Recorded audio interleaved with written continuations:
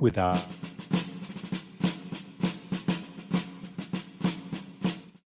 Hey, everybody. Welcome back to The Collective. I have another awesome show planned out here for you today. We have the longtime listener, first-time caller, Cory. He's in Hey, guys. Thanks for having me. For any of those that don't know, he is Winterstorm427. Has been dropping us lots of questions and comments and hanging out with us since the beginning. Yeah. Basically. Now, before we get into anything, I do want to give him my little preamble here. So I know he's got the watch out. Here we go. If we are not doctors, first off, so just take that with a grain of salt. None of us are giving out any sort of medical advice. Anything that we do talk about is going to be our own personal experience and what we have learned from abroad. Outside of that, if you have any questions or comments, by all means, throw them in the comment thing or down below, wherever it is, and we will read them all. We'll get to them as well. June is Men's Mental Health Month, and we're going to be talking about all the different facets of men's mental health throughout this month, as we have been and continue to go through. If after all of that you still want to hang out, by all means, hit the like button, subscribe, hit the notification bell. That way you get your email in the morning. And if you're struggling or having any issues with anything that we're talking about, by all means, bounce and talk to a doctor, talk to a friend, talk to whoever you need to, and then join us again later. Boom, minute 30, 90 seconds. I see 132 is when it ended. You can see it, hey? You can see it. Don't even try to... what? Mine said a minute 30, so I'm going to go with that. 132. And I started at 30 seconds, so, I mean, technically speaking, it was But isn't it fun? Did you see how it was like... Oh. I was flash. I was just like... Did you tunnel vision at all? Did your pulse elevate? And no? A little bit.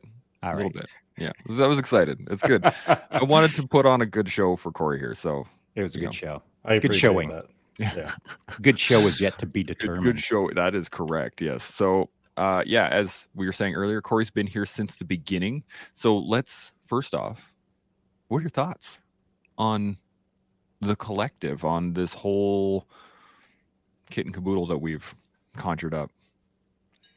Well, I've got a few. I think one of the biggest things that I want to add is I think part of the success, other than obviously the people that you've had on, is the engagement you've had with the community.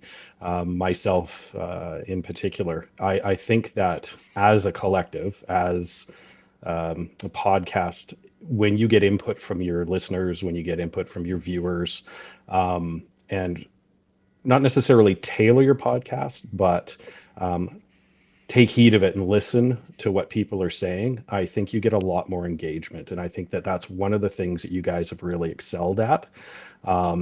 If you don't have a personal experience yourself, and Shaun, I know you've basically experienced almost everything in this life, but if you haven't experienced something yourself, you bring on somebody or you ask for input from somebody who has. And I think that's a really valuable thing that you guys have brought to this. And I think that's really developed over the time that I've been watching you. Solid. Yeah, and you have a great perspective from in my opinion, given that you have seen this whole thing unfold from day one, but not only from day one, since before day one, because as you're very aware, we just wanted to do something to be more helpful. It kind of came out of that whole Remembrance Day video initiative, and then Now What's Next, and then started thinking about the collective. Didn't even have a name for it at that point. Hey, Chance? Yeah, I mean, we're still trying to figure it out. Still trying to, and then on January 1st, that first video that I kind of put out was like, well, we told you we were going to be here on day one, and here we are. It's day one, but we don't freaking know what we're doing, and you're all going to help us shape it. So if this thing sucks, it's on you. That's generally what I'm going to paraphrase. So what I do want to conclude with is that what we've got right now is the outcome of fellas like yourself adding valuable sideline commentary and shaping verbiage and etc. to kind of guide us to some degree. But also I got to tell you that because I respect your opinion and I respect the wisdom that you show up with here on the daily in your comments and etc. Like, I try to do it right for guys like you. So I'm doing it right for the nebulous masses that I'll never meet, or the people that I just don't even know their last name, never mind first name. So I'm trying to do it for them for sure. I'm trying to do it for 3 generations from now for sure. Yeah. But I also put more of a finer point of expectations on myself when I put faces to names, or when I put names to cool people, or when I put names to executing against the tasks in front of them based on the general constructs that we talk about here on the daily. So anyone who sees the game and then gets in the game hard, man, I not only do they get my nod, but they get my nod and and now I've got to deliver for a cool dude like him. And so you're one of the guys that I try to deliver for, if that makes sense. Yeah, I appreciate that. And to touch base on a post that Chance put up just about your 1,000 subscribers on YouTube, which congratulations, by the way. Thanks. I want to think for everyone of somebody like me who's got his face out here or is engaging, there's a whole bunch of people that aren't, but they're watching, and they're watching after the fact. Maybe it's at midnight, maybe it's when they can, maybe it's when they're, walking around the block counterclockwise with their kid. And it's making an impact even though you may not see it, and so that's something that I think from all of us sitting in the comments section and watching you live every day, or as much as we can, it does make a difference. Maybe it's not that day, maybe it's 2 days down the road, maybe we save up a couple of podcasts to listen to on a long trip. It really does make a difference. It's important to have that connection. Yeah, thanks. And you've been a prime example of connecting with us, and now here we are at the finish line, connecting with you in a live chat on a potty, which, by the way, is really just the culmination of phase 1 for you, because now you're entering into phase 2, which is becoming probably a semi-regular guest on the podcast, whether you like it or not. I was just going to say that. Yeah, you're stuck with us now.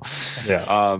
I got one quick comment. Salty drinks, 132.56. So I guess I was just behind. Appreciate it, Salty, for keeping me honest. I do appreciate that. So now today we're going to get into the concept of seeking betterment. And when I reached out to you, so first off, I do want to say I got to hold myself accountable on this one. Last night, I was just telling Shaun this before you jumped in, was last night I was looking through our schedule and I was like, oh, okay, we got something set up for Sunday and Monday and Tuesday and Wednesday. And I'm looking forward. I'm like, oh, this is all really great. And then I thought to myself, oh, I wonder who we have for tomorrow. And there was nobody. So I was like, oh no. And I immediately started, reaching out to people. Hey, can you come out tomorrow? Hey, would you be good to go? And this morning I reached out to you and I was like, you want to make a debut? And you were like, let's do this. So I really appreciate you being able to step up into the position. And on top of that, as I was talking to you, the first thing I thought was, you keep us seeking betterment. In all of the questions that you've asked and all the comments that you've made and all the things that we've done through, there's always this background of seeking betterment, not just like, okay, now I'm better and off you go, right? It's always, just consistent. Always, can we do that better? Can we make this a little bit tighter? Can we do these things a little bit better? And so I thought, who better to talk to about the actual, the journey, the seeking of it, some of the difficulties, some of the potholes, some of the things that can get in our way when we're trying to be better. So what are your first thoughts, I guess, on seeking to be better? Interesting that you say that. Actually, I started watching this podcast when I was off work, and it was a medical issue. And I was sort of sitting there and not feeling sorry for myself. It's not specifically something that I do, but I was a little rudderless, as it were. I defined myself as a police officer for the last 17 years. Never had any real medical issues besides bumps and bruises and things like that. And then I had a very serious medical issue that I wasn't aware of until, hey, I'm in the hospital dying. And once that was sort of all said and done, and I was waiting for another surgery, I came across your podcast and Shaun's post through Seb, and started to watch, because I thought, you know what, I'm going to sit down. I'm going to see if there's something I can learn from people that I don't know, but not turn a blind eye to the fact that the way that I've been doing things has probably resulted in where I am right now. And I need to reach out and broaden my horizons, even if I don't know what those horizons are. Bam. Can we just wrap it up right now and I can get back to my coffee? Maybe Well, I can that's it, squeeze yeah. a ride in or something like that. Well, okay, so yes, that is a. If you had a mic, I would suggest you drop it. But since you don't have one, well, I got one right here, but it's not hooked up. Fantastic. there you go. There we go. That's not dropping. Yeah, I guess the continuation of that question then is, what made you go, I need to do this differently? Other, like, I get the medical issue and then surgery, but there's a point in your head, I mean, for everybody, I think, that goes, is it the humility of it? Is it like I'm screwing up somewhere? What do you Yeah. think? Well, I know I mentioned on my Instagram and things like that, and even in some of the comments here about being the father of two young girls. And obviously, none of us start out knowing what we're doing. And there was a point where I was like, you know what? I'm really rocking and rolling on this. Like I'm doing good. My kids don't have problems. I'm looking at other people's kids, kind of judging them. And I realized that a lot of that was probably more to do with them than it was to me when I really started looking at how I was reacting around them. And I use that word specifically in reacting rather than interacting with them. And I realized that, as I'm sure you've had several of your first responders on here talking about it, the job takes a toll, mentally and physically. My physical toll was a result of a mental toll as well that hadn't really been addressed. And it wasn't until I had that hard stop and that pause that I really needed to think, okay, I'm here. This is my lot in life right now. I can charge forward, but I don't just want to do it blindly. So what can I do, or what do I need to do to start off correctly? I'm given a second chance here. Let's figure this out, and let's figure out what I can do. And I realized I was failing at a lot of things that I thought I was doing well because I didn't have a point of reference. And that's a big thing. I can stand here and think I'm a great father, I'm a great husband, I'm a great worker, and I'm looking out for myself. But when I really examine it and put it back through, I realized I was not. And a lot of the things that I was dealing with were the results of that. I wasn't putting value back into my life. And we always think about putting it out to our families, our loved ones, our kids, but we never think about putting value back into our lives. And I think that when I realized that I was not only not putting value back into my lives, but taking from the people around me, that's when I said, enough. Like, this is a hard stop, a hard pause. I start off correctly. So that's, I think, where I started really thinking about that and reaching out and seeing what I could do to be better and to be held accountable. That's like that. fantastic. You got any thoughts, Shaun? I do. I got a question for you.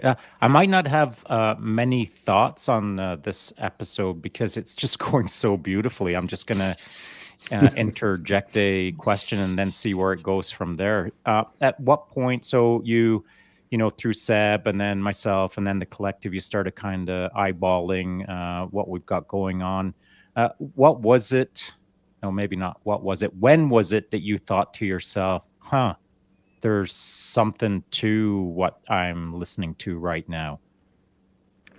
I think actually probably one of the points was rather than making it optional to listening to you guys, I started to work my workday or my time off around when the collective was going to be on to make sure that I was adding that value in. So maybe I wasn't adding a comment, maybe I wasn't an active participant in the conversation that you were having with the excellent people that you've had on, but that I was making a point of either trying to be live or listening to it as soon as possible. When I realized that I was making time for that and adding value into my life as well as other things that I had been doing, I kind of think that's when it clicked. And even my kids know, oh, are you going to go listen to the collective? Are you going to listen to Shaun? They do know you and Chance, and they know to be quiet, It's fantastic, as buddy. quiet as kids can. And sometimes, you know what, my oldest sits down and listens with me, and she has questions, and sometimes I'll punch those questions in as best I can. And I think it's fantastic for her to see that you're better by the collective, by the people around you, and the value that you put into that collective. Yeah, so you're getting value from the collective while giving value back into the collective during that now into a commentary phase where you were putting out some amazing comments into our live chats of the past. And so you're kind of double dipping now. You're getting good stuff and you're putting out good stuff. That's a pretty great place to be. And now that we're into phase two, now Mhm. you're now you're kind of scaling it up to getting and giving in a good way. I really like it. How does it feel? Feels really good. And I have to acknowledge as well, being on the podcast when I am really standing on the shoulders of giants that have gone before me.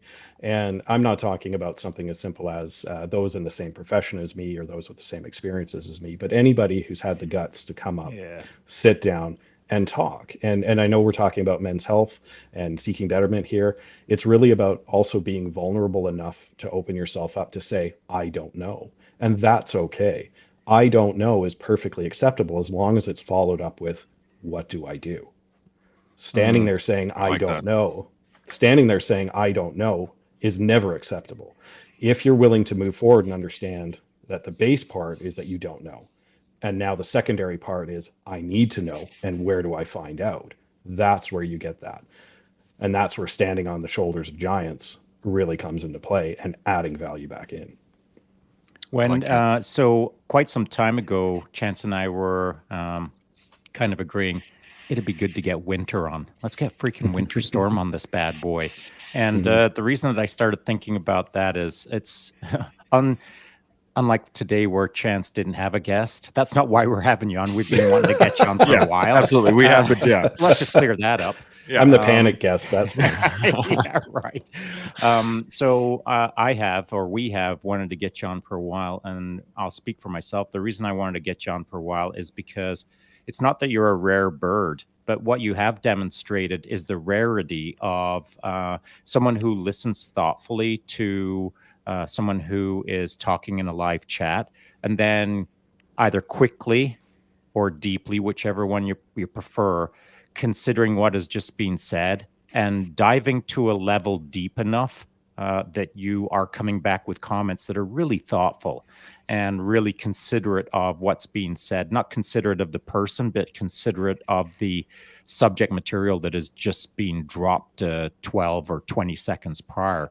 So I see you as always being engaged in the real time with the thoughtfulness of the subject, but you don't stop there. You consider it just one level deeper and then come back at us. And that's, I mean, this is what you're doing right now live. This is what you do in your comments. And this is what I'm trying to promote. I say, this is what I'm speaking for me, but I'll speak for Chance maybe as well. This is what we're trying to promote is 100%. this form of dialogue, this conversation where we get to not only swap ideas, but we get to listen to ideas and then Mhm. swap ideas. Yeah, Kind of, absolutely. And I know I was talking about that earlier, but I think the real value is, like I said, I'll put these comments out, and I will point out to anybody listening right now that it's a lot easier to sit on my couch and type these out and then maybe backspace them a little bit and correct some of the punctuation and spelling that I do than it is to necessarily talk about this live. But I think that by Yeah, see, now I've completely lost the thought. So that's okay. Welcome There to we go. Seb's world. Yeah, exactly. Welcome to 100%. live podcasting. Yeah. Yeah. But sorry, Chance, go ahead. I was just gonna say I got a couple of comments here, but you go ahead. What were you gonna say? Well, I was going to touch base a little bit, just touching it back to the seeking betterment side of things, and what was it that sort of made me think that I needed to be better while watching your podcasts. It was something that I was thinking about. We can have very specialized knowledge bases. So if I like fishing, for instance, I may read magazines on fishing, watch programs on fishing, read books on fishing, go out to the stores and ask the guys everything about, what's the latest gear for fishing. And I might consider myself a real expert in that, because I've gone and I've asked everybody their opinions and I've read and done these research. But I think the real value lies in the fact that when you realize that you don't know what you do know, have you looked at have you read up on boats? Have you read up on ecologies? Have you read up on weather patterns? Have you read up on fish species themselves? Have you really made yourself a well-rounded person, or are you just know about fishing? So that idea of seeking betterment is really not about just focusing on one thing that you want to fix, but understanding that there's probably other things there that you could be doing better and maybe desperately needed more than what you think needs to be helped. 100%. I'd just Sean? like to throw this out there because we're talking about fishing. I will, when I was a kid, I did a lot of fishing. I fished most days and I hunted most days. So I have caught a few fish. And because I liked fishing when I was a kid, and then I joined the army, fishing stopped. But when I bounced out of the military and a couple of careers, I then hooked up with one of my really good civilian friends. And he said, "Hey, have you ever tried fly fishing?" I said, "Nope, never fly fished. I've done all the other fishing. I've just never flied." And he said, "You should join me one day." And I said, "Okay, well, maybe I will." And he was a best man at our wedding, and he's relentless with hassling me because he knows that if he can convince me to do something, then his game elevates because I'm a freak. Because I'll ferociously chase whatever it is, and then we're in the game together, and then we just push each other to greater heights, as it should be. All boats rise, and so I did buy all the fly fishing gear, and I was out there, standing in the middle of a river for a couple of years, fly fishing, getting my fly freak on, and I really liked it, man. And then I'll make a long story short, we found ourselves in Roslyn many years later, and I still had all my fly fishing gear.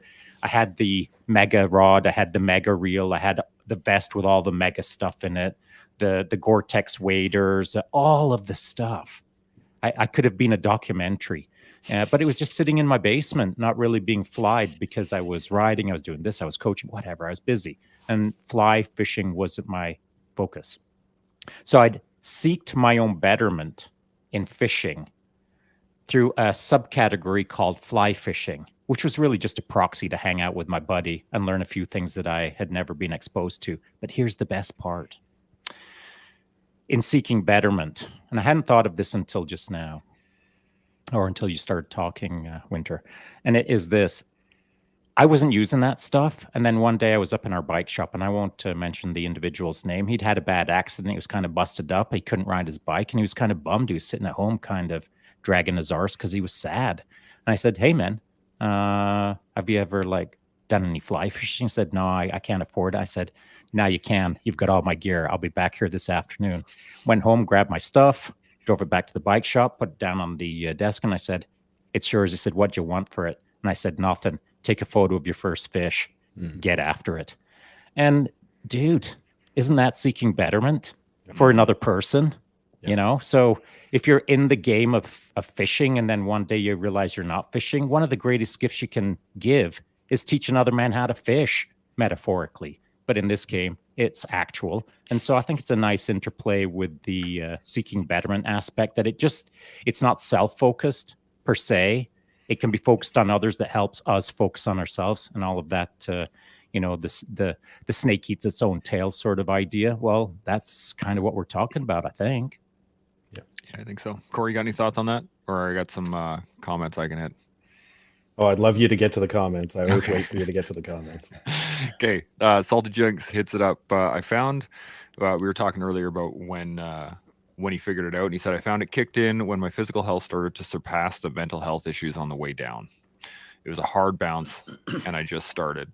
I honestly didn't realize how far I had to go just to come back, let alone a goal of being better than I was." And I think this trips up a lot of people when they first start down the path of mental health betterment, physical health betterment. There's there's a hole that you don't realize you have to dig down to really get to where you need to start from, and then work your way back up. And it can be mind numbing. It can be disheartening at times. But it can be disheartening. And to the earlier point that, first of all, in order to make change, you have to, there's got to be a catalyst. Mhm. And it has to be either you or your family or someone who inspires you or whatever the case is. And let's say Salty was at home and he was looking for inspiration, and he saw one of his neighbors out walking out to his truck with a fly fishing rod. And maybe it was that. It doesn't matter what the catalyst is to get it going. But the reality is there's going to come a point where it might just be a tiny little spark of catalysm of, I think I need to change my ways. Well, it's at that point, it's actually a really critical point. I haven't mentioned it before. Maybe we can talk about it a little bit right now. Sure. But the moment that catalyst spark comes along, it's almost a binary decision of do something to change or just hang out in the moment and not change. And so if it's do something to change, what I've heard from a lot of people that I've talked to in the past or recognized in their patterns is this. They want to cause change, but they don't face the fact that I'm not 20 anymore. I'm now 40. Yeah. And in their mind's eye, they're still 20. In their mind's eye, they can still do some chin-ups, but they haven't done chin-ups in 20 years. And so the false avatar in their thought construct of, okay, I'm in the hurt locker, but no big deal. I'm just going to jump up on the chin-up bar today and crack out 20. No, you ain't. You don't even know where the chin-up bar is yet. And so that's the first step of finding reality.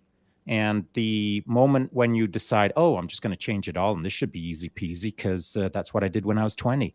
It doesn't work like that. But the good news is you can get back to that chin-up bar. You can get to those 20 chin-ups, and you can proceed further than 20 as long as you understand that now you're in the game.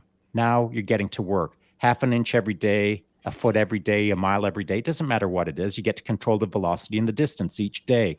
But every day you get to earn a little bit further down the trajectory towards the thing that you identified as, I think I'll just change something today. And so I don't want anyone to lose sight on Salty Jinx's comment that when he realized this, then he just got to work. Well, holy moly, work is hard. And so don't toss the word out in your mind of, I'm just going to get to work. It should be pretty easy. It isn't that easy. But if you're in the game to do the hard work, it'll get easier. And then before you know it, you'll be inspiring your neighborhood, inspiring others all around you that you don't even know. Yeah. Yeah, and Cory, if I can, go for it. yeah, if I can touch base on that, especially something that Salty Jinx has said here, where he says how far I had to go just to come back. I think that's something that a lot of us forget, and I think that ties into Sean's idea of that false avatar that we have. Back or gone in the days of when I had an injury and I just took a deep breath, walked it off, and I was fine. And I overate on yeah, and I overate on a vacation, and I came home and I just watched my my diet and took a couple of deep breaths, and I lost that 15 pounds, no problem. Yeah. Mm-hmm. I think the issue is that we have that perception of that false avatar, but then when we finally understand the complexity of the problem that we're facing, especially when it comes to something where we realize that we need betterment, we need to do better than what we're doing, I think that immensity of that fall from grace, as it were, from the false avatar is so big that we give up. And I think for myself, the biggest thing that I needed to understand is that every little bit that you do, that little spark that you do, that inch that you get every day, it doesn't matter if you fell back 4 inches or 5 inches that day. If you got an inch, that's an inch of progress. 100%. Stop looking at the negative. Stop looking that you didn't eat every meal healthy or that you didn't get out for the hour of exercise that you needed. If you ate one meal healthy and you got out for a little bit of exercise, count that as a win. Don't worry about any of the negatives. You're moving forward. You're moving in the right direction. Keep going. Don't stop. Keep going. And the only other thing that I'd like to add to that is I know for me, when we have those corrections, when we have those little sparks and things like that, you can choose to do it yourself. You can recognize that you need something, or you can be oblivious. When you recognize that you need something, the spark doesn't have to be big. The external force in order to make that change doesn't need to be big. You can start making small things. But I'll tell you right now, nature has a way of balancing itself. And if you are not doing what you need to do and you are ignoring it or willfully disregarding it, it will correct you. And it will correct you hard. And it'll be at a time when you don't choose and in a way that you don't want. And you will be stuck there wondering what happened. So I put it out to everybody out there who's looking to make a change, do it now before nature decides to do it for you. Yeah, and using Great your point. example of nature, the idea being that, at one point in our lives, maybe as young men, we'll call it, or maybe as teenagers, I don't know, our fire was a bonfire. Mhm. Like you could see it for miles. We were so happy, we were so engaged, we were so getting after it maybe as young kids. Not everyone, but like things are simpler when you were younger for Yeah. most kids, I will say. And so the bonfire starts burning down because no one's putting the wood on the fire. Maybe it's your parents aren't putting wood on the fire. Maybe it's the school that's not putting wood on the fire. Maybe it's you that's not putting the wood on the fire. But if you're not paying attention, if someone isn't putting wood on that fire, it starts burning down. And then if it gets so bad that you're not paying attention, now it's just embers. And you come back to the fire and there's only a couple of embers. And we all know what happens when you've got a couple of embers. You've got a couple of choices. You let it go totally out, or you grab a little bit of kindling, you put the kindling on the ember and you start blowing on it just a little bit to get that spark going again, to get the fire kicking off again. We all know how that game plays. But what you just described is, and I see this happening a lot, is someone will get used to their fire burning brightly and they're feeling pretty comfortable and they're warmed by the fire, and they get distracted by whatever the noise in the forest, or we'll call it, and then they turn back to the fire and there's a little ember there and they think, wow, how did that happen? And then nature hits you with a storm and completely smashes that fire into a wet mess. And now you're looking around with yet two options. One being, how do I start this fire? Or the other one being, oh, I'm doomed. I don't know how to start a fire with wet wood. Yeah. And so it's our job to figure out all of these little glitches in life. But the glitch doesn't have to happen if you keep throwing wood on the fire and keep it burning bright. And I'll use myself as the example now. And I'm not saying I ran my program perfectly, because, of course, I had a lot of challenges that a lot of other men have had. But my game always remained. I stayed in the game. From a teenager, I've always been in the game. My health, or my sense of activity, or my velocity has always been high. I've always pushed my pace because I know that once you get out of the game, it's hard to get back in the game. So I've always stayed in the game. And if you've never run a 40-year-long don't get out of the game program, it's that's not normal. I mean, not too many people run it the way I run it. But I do know that everyone can. And though not everyone does, the moment that you get back into the game, it's no easy task. It's no easy chore. And as I know veterans right now, like this very minute, who still think that they are a master blaster in their mind, where they're just mega large and in charge, but they haven't been that way for 20 years. And that cognitive dissonance between I used to be this and I want to be that, it plays havoc with a guy's mind. And so it's really, really corrosive if you're not facing up to your present and you're trying to live in the past, thinking that you're going to go kick ass in the future, but not doing anything about those three things. 100%. Cory, got any thoughts on that? Several. Let's see if they all jumble out all at once here. I think that's a really good point that Shaun brings up in trying to stay in the game. But what I'm interested in, I think some of the people that watch the program here are usually high achievers, or at some point have been a high achiever.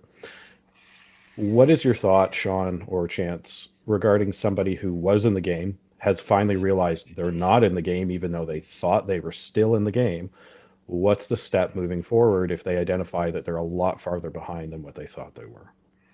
It is the question of the day, really, isn't it? I mean, in my opinion, it's the question that I ask myself nearly every day for all of the guys that I talk to. I see this as one of the central problems to a lot of men's current issues. And I think it comes down to someone just being honest with themselves, just being critically honest with himself and realizing that I got to stop lying to myself. I don't have big biceps. I haven't picked up weights in 20 years. I need a haircut. I need a shave. I got to find some clean socks. I got to get my hand out of the Miss Vicky's bags. All of these thoughts have to happen, but they're challenging thoughts. And the difficulty is for guys who are living in the past as if they're mega blasters, is they don't want to face up to the fact that they can't find their own pair of socks. And that's such a huge delta that I think there's some shame in it. There's some guilt in it.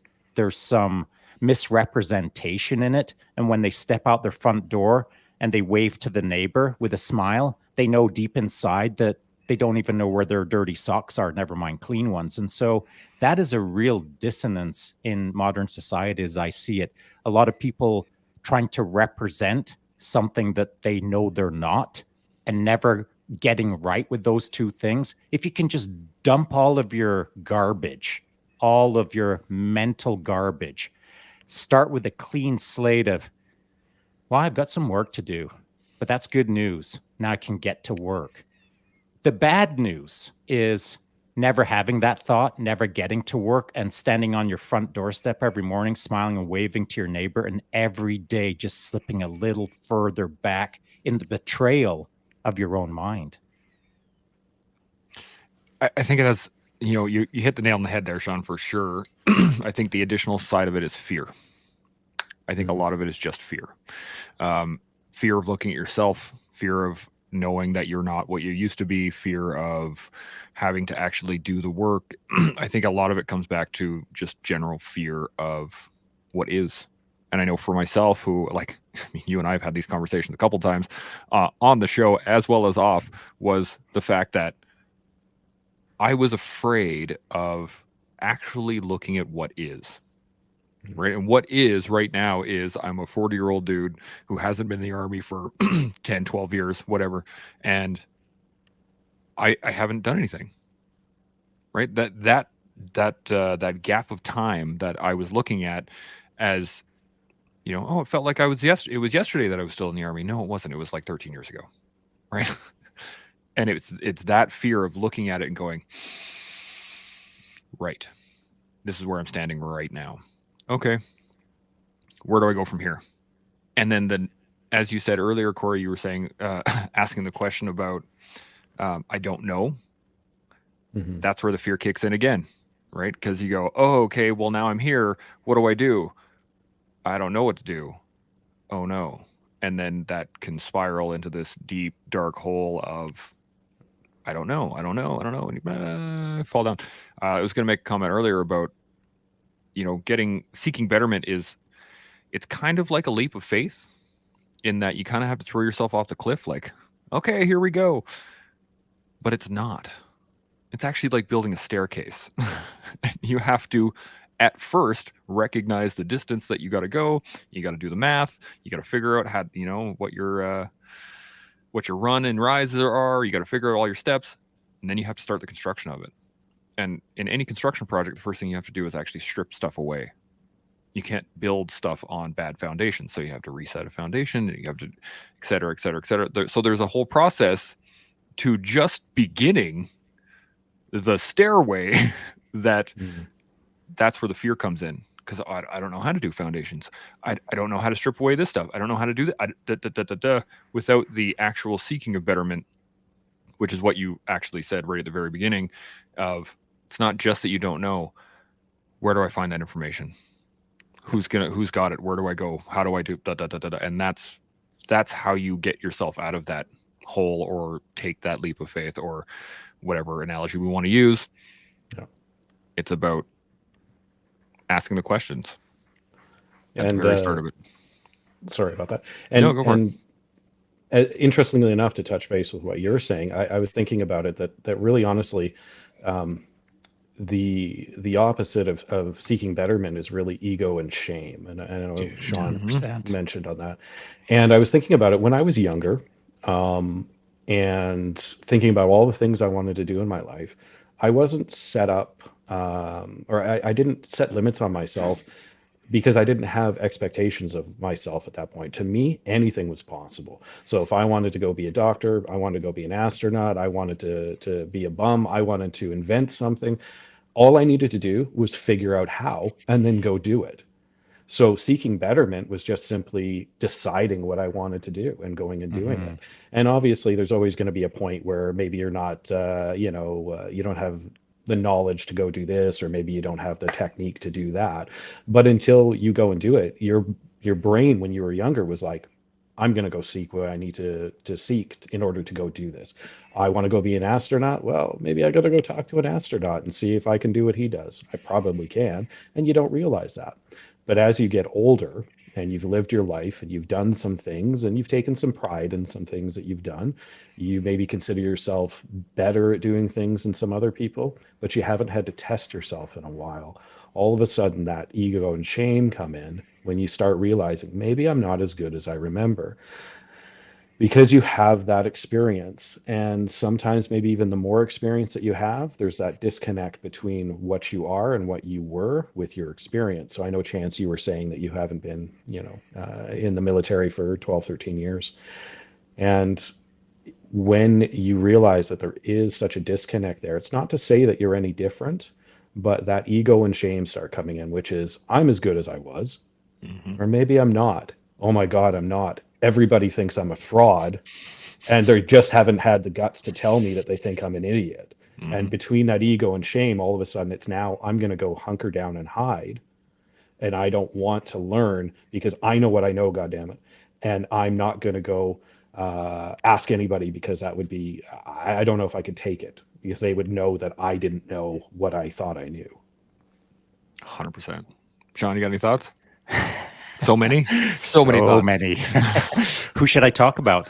I will say this, that, yeah, you're right. The ego, I feel, is so when Chance was talking about, the fear, fear in this case is usually driven by an overinflated ego, not being able to face up to the fact that, or the guy in the mirror who's supposed to be like a mega blaster, large and in charge, but is absolutely not the case when you look at yourself in the mirror. That disconnect of thinking that you're awesome and then realizing that you're not awesome, that's what creates fear. Like, if you are awesome, what's to be scared about? You're too awesome? I don't think there's such a thing. Too much awesomeness. Too much Keanu Reeves. I don't think there is such a thing as too much awesome, but there's certainly a thing called way too little awesome.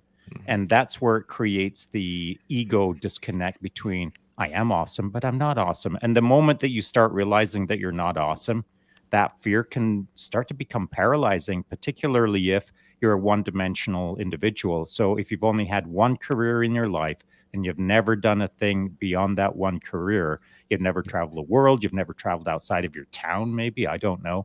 But if you're pretty one-dimensional, the moment that someone challenges you with, bro, you haven't done that in over a decade, you were never good at it anyway, and by the way, who are you? If someone comes at a person that hard, that is so challenging for their ego.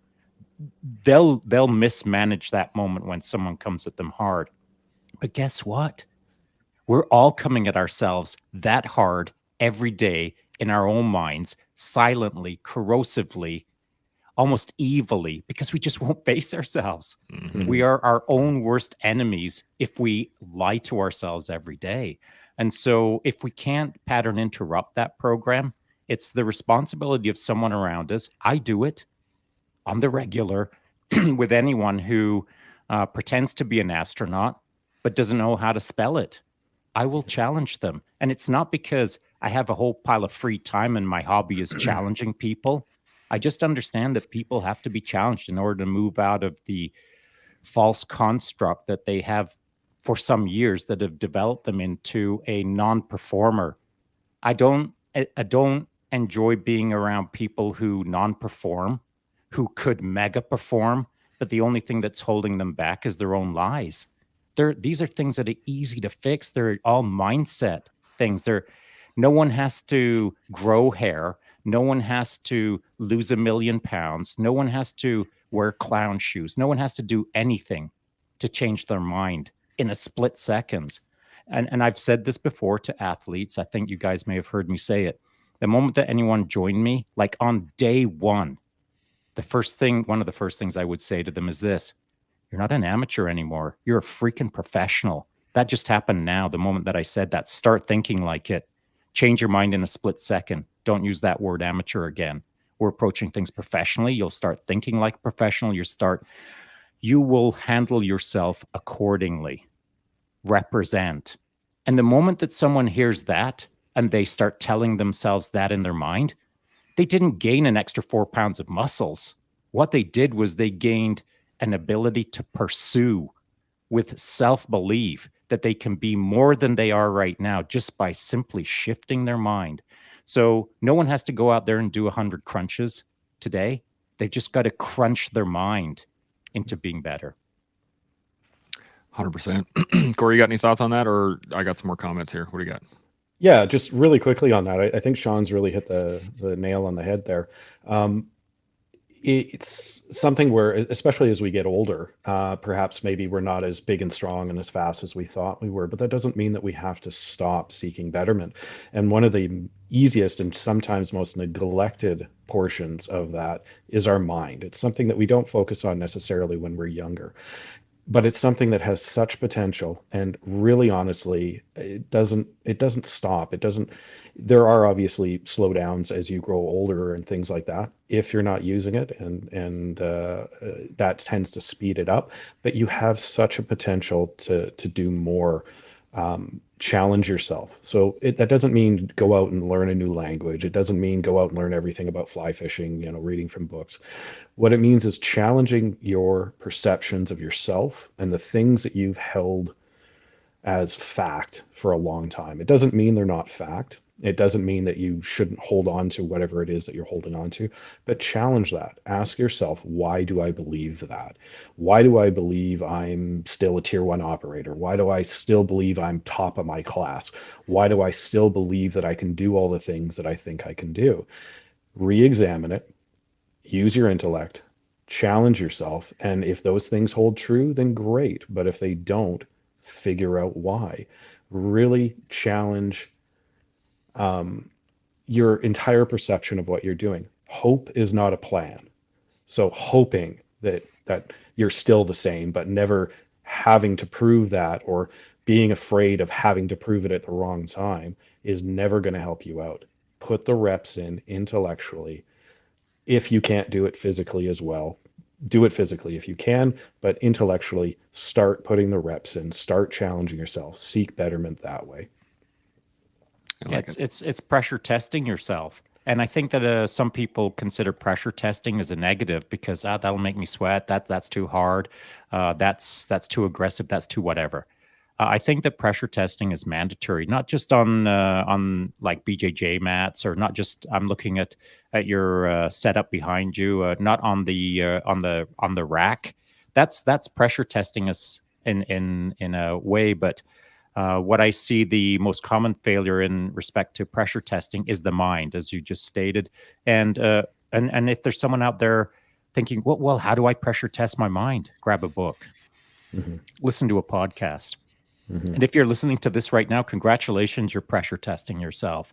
And these conversations that we have over here should be causing people to think a little bit deeper, which again is pressure testing ourselves.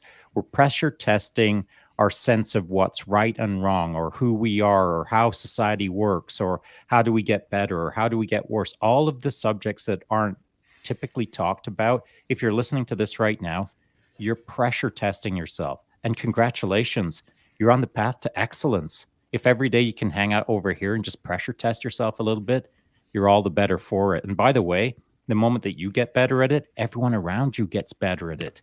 You're not only making the team better, you're now leading by example. If you can say to anyone around you, man, I was flicking through a book yesterday, and I spent a half an hour considering a page. Well, why did you only read a page? Well, because I thought I'd consider the page a little bit deeper than I have in the past. Have you ever considered doing that? There's lots of ways to convince or inspire uh, or shape the people around you to do better. And it doesn't have to be like gauntlets every time. Bro, have you even read that book? Gauntlet. Bro, have you even done 400 pounds on the bench press? Gauntlet. I mean, I throw out gauntlets all the time, but we should all be gauntleting ourselves every single day just to get a touch better in whatever it is, not just on the steel, not just in a book, not just in conversations, but just within our own minds quietly. Just sit there for a few minutes and see how you feel and challenge yourself to just do that a little bit better. Yeah. so many great comments here. I'm going to have a hard time hit it, buddy, hit it. Figuring these things out like Bang later out. on. But there is a outstanding comment that I wanted to hit on this earlier. So Max Sidney says, sitting on the couch is always easier. Doesn't make it better. And I've been reading this consistently as we've been talking. I've been looking for the spot to put it in here. And I think that is the critical thing here. Absolutely. Sitting on the couch is always easier. It doesn't make anything better. I can guarantee you that. Salty Jinx then carries on with, it's a community of mutual mentorship that you're creating. And by leading by example, you promote the topics with more resonance. Exactly what you were saying, Sean, is that, a tide rises all boats. And it should. We should all be seeking to create this community within itself. That's right. And Salty Jinx says himself. Like, I check out what that guy's got going on every day. Like, I'm starting to feel like an underperformer. And so I eyeball him. I'm like, Sean, pick up the freaking pace. So it is a mutual mentorship, Salty Jinx. And you're helping to mentor me in some respect. As it should be, right? We should all be looking at each other going, what can I learn from this person? What can I learn from this person? And if you're consistently seeking betterment, you will find things to be mentored. Yeah, and it should be like a Christmas present, man. Yeah. Like, I mean, if you're just new to the game of betterment and you eyeball something that I'm doing, and you think, wow, I didn't know humans could do that. That guy's a jerk. See you later. I mean, you're not onto betterment. But if you see something that I do and you think, wow, that's possible, I'm going to get after that. It doesn't mean that you're going to reach the level of whatever I'm doing. You might surpass it. I hope so, because then you'll inspire me, and then I'm coming at you. Bring it. So I think that betterment requires all of us just to push ourselves a little bit, to encourage others to push themselves a little bit, so that we can normalize just picking up the pace a bit. Now we're all in the game. Everyone's having fun. Everyone's rising the boats around them. Everyone's kind of stoked to do life better. It feels to me like a few years ago, we were all convinced that life is supposed to suck. And we're supposed to like come off the power curve right about the time that we're 40.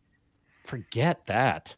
I'm all about trying to like kick ass at whatever age.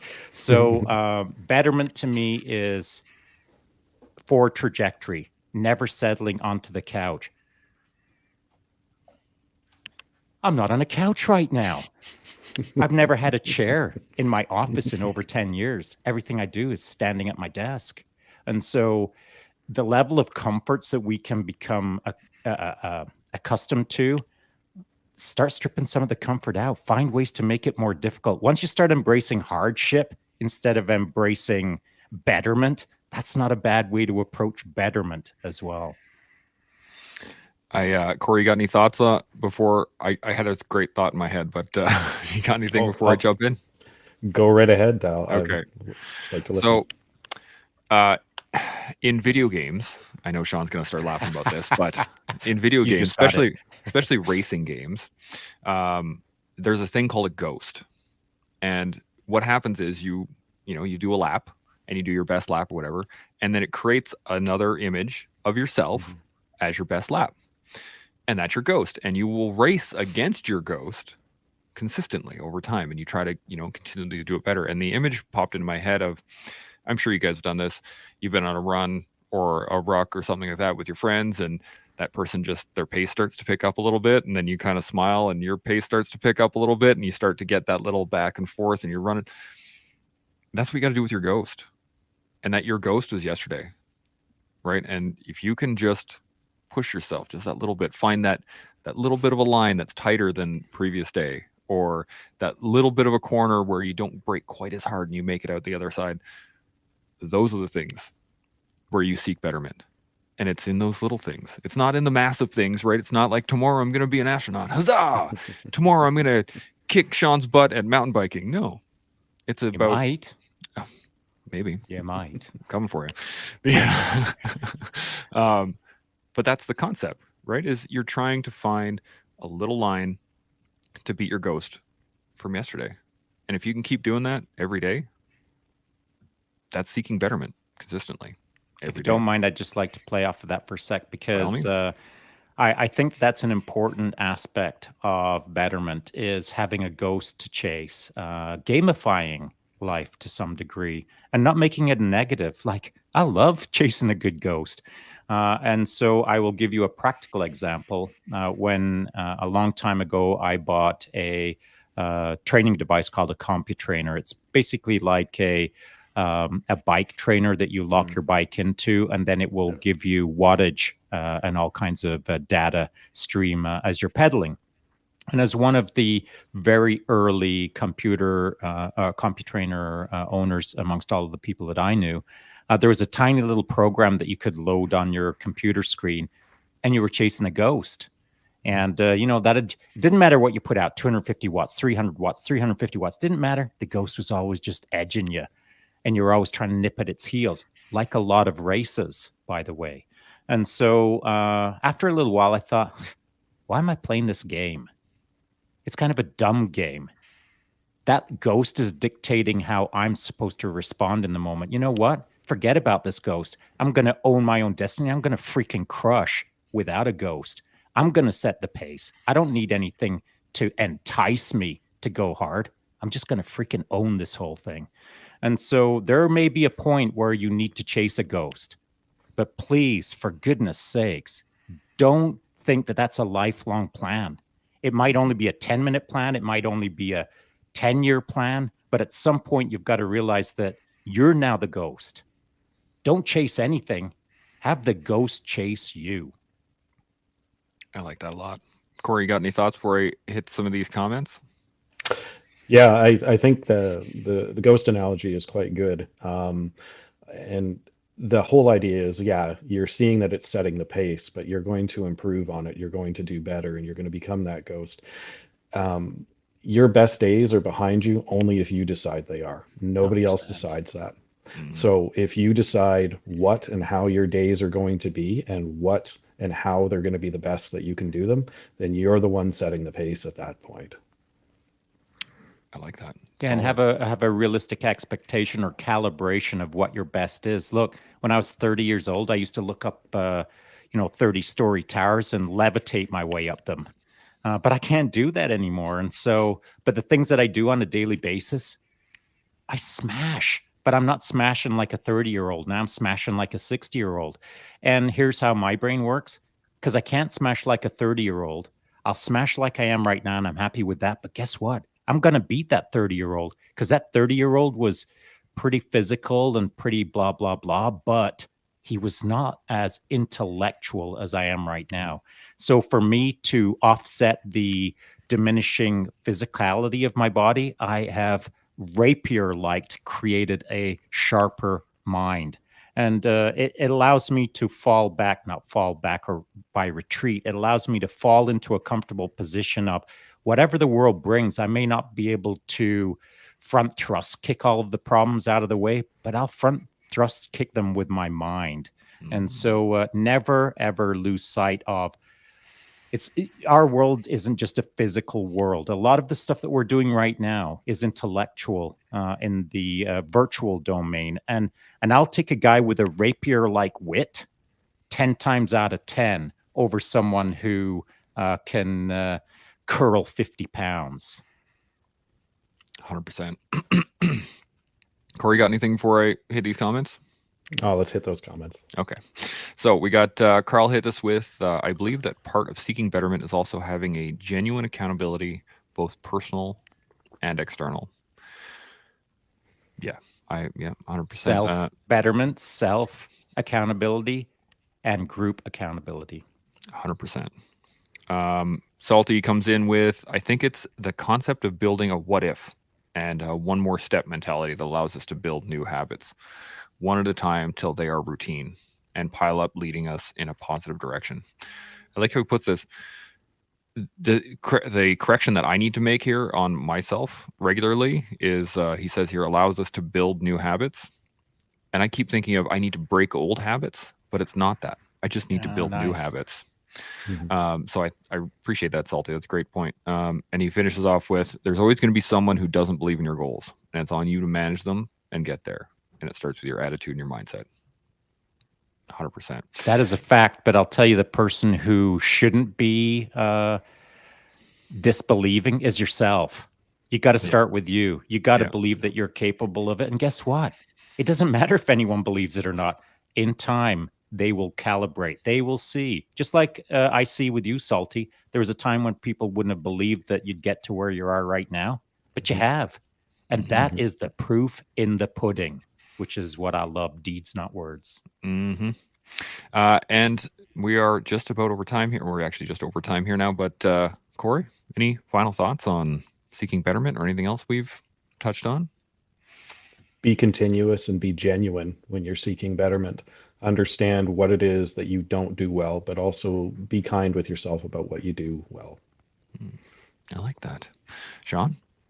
Yeah, just to build off of that, I would say that, and by being kind to yourself, do it in an external way, not just in an internal way. It's nice for us to internally recognize that we did a good job that day, or we executed against a task well, or there's room for improvement, but I feel pretty satisfied with what I did today. Internally, you can do all of those things. We can all do all of those things. But externally, sometimes, not all the time, but externally, I think we have to just not flare out, but just acknowledge to the world that, listen, I just came off of Mount Everest. It was pretty cool.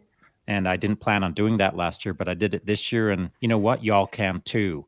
And so I think externally we have to demonstrate seeking betterment and talking about it externally as to how we feel it was successful or not. I do love you and I were chatting a little while ago, and you were talking about if you want to go for ice cream, cool, earn it. Don't just go and get ice cream. Walk there or ride there or do something in order to earn that little bit of reward. But that's something that we need to do more of. Metaphorically, I guess I'm thinking is that. If you don't mind, sorry, Chance. Go for it. Yeah. You don't have to walk or cycle or run there. By the way, if you want an ice cream today and you've never taken a bus, go stand next to a bus stop and figure out how the bus system works. And by the time you get to the ice cream store, you'll have learned a new skill out there in the big bad world. And that is what betterment is. We've got to better our internal worlds, and we've got to understand the external world a whole lot better. Jump on a bus. Absolutely. And, as we learn how to take the bus, we can build ourselves and our understanding of betterment, which allows us to grow into the people who we really should be, our best. And we can do our best every day here on The Collective. We'll see you all tomorrow. Chimo.